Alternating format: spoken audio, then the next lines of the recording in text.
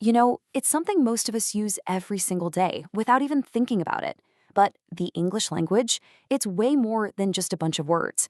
It's this global phenomenon with a surprisingly messy and fascinating history. So, what's the real story behind the world's most widespread language? Okay, let's start with a number that's kind of hard to wrap your head around. Over 1 billion. Seriously, that's how many people speak English, either as their first language or their second. It's an absolutely staggering figure. It connects a huge chunk of our planet in a way that really nothing else does. Right? But for all the connections it builds and all the opportunities it opens up, English has this other side. It can be incredibly confusing. And this dual nature, being both a key that unlocks the world and a puzzle box full of weird rules, that's exactly what we're going to unpack. And that leads us to the big question for this whole explainer. How can one language be so famously easy to start learning, but then so notoriously difficult to really master? What is going on there? What creates this paradox? To even begin to answer that, we have to go back in time. The story of English isn't some neat, straight line. Oh no. It's a messy, fascinating journey of migration, invasion, and borrowing that explains so much about the language we all speak today. Just look at this timeline. English basically became a linguistic sponge. It all started with Germanic dialects, but then it just kept absorbing words from everywhere, from Norse Vikings, then a huge vocabulary dump from the French after the Norman conquest, and later a very deliberate injection of Latin and Greek words during the Renaissance. And honestly, it hasn't stopped evolving since. So what's the result of all that history? Well, you get this massive, incredibly rich vocabulary.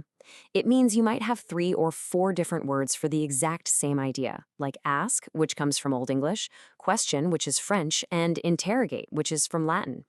It's both a gift and a real challenge for anyone trying to learn the language. Okay, so let's get right to the heart of that paradox.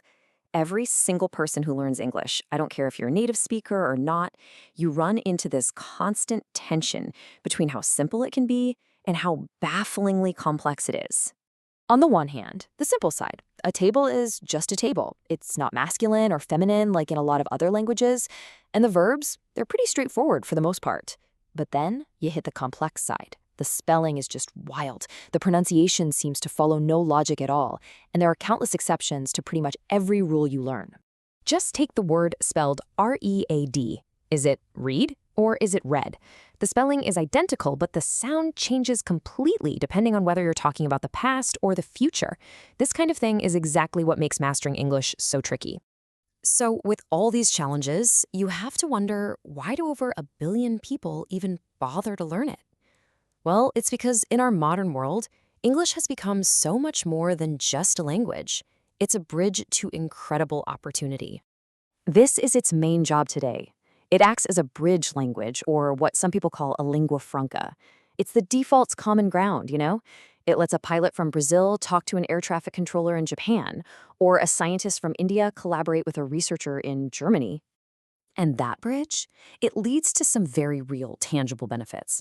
We're talking about getting access to international universities, to the vast majority of scientific research, and to global job markets. It lets you connect with people when you travel and dive headfirst into a world of entertainment, from Hollywood movies to the songs at the top of the charts. So, if you're on this journey yourself, what's the best way forward? Well, the good news is that the path to fluency doesn't require you to be a genius.